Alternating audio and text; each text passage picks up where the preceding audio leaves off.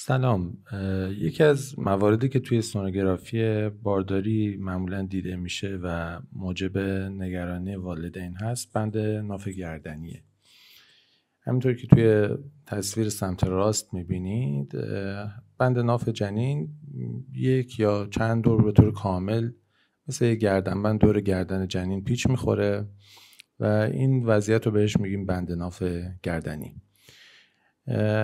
بعضی از مواردی ممکنه این بند ناف گردنی باعث بشه که آب دور جنین کم بشه، حرکات جنین کم بشه، اختلال توی رشدش، توی وزنگیریش به وجود بیاد یا حتی باعث مرگ جنین هم بشه. اما توی اکثر موارد معمولا اتفاقی نمیفته و توی سونوگرافی های بعدی حتی میبینیم که این بند ناف گردنی در واقع باز شده و دیگه دور گردن جنین بند ناف رو نداریم و دوران بارداری هم بدون مشکل پیش میره.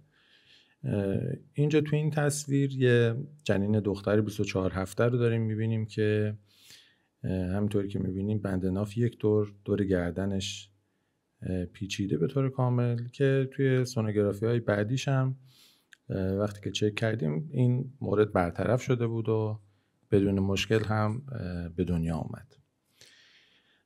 وقتی توی سونوگرافی اعلام میکنیم بند ناف دور گردن جنین هست، پدر و مادر نگرانی هستن که این بند ناف حالا مثل یه طنابی که دور گردن هست باعث خفگی جنین بشه و جنین نتونه نفس بکشه.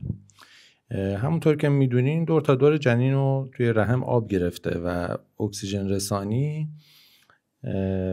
توسط جفت و خون بند نافه و جنین در رحم گرچه حرکات تنفسی رو داره ولی هوا و اون اکسیژن از طریق بینی یا ریه وارد جریان خون بچه نمیشه. پس از این مورد در این مورد نگران نیستیم. همینطور تو این تصویر که دارین میبینین مورد اولی که گفتم و یک دور بند ناف دور گردنش پیچیده بود به خوبی حرکات تنفسی رو بچه داره.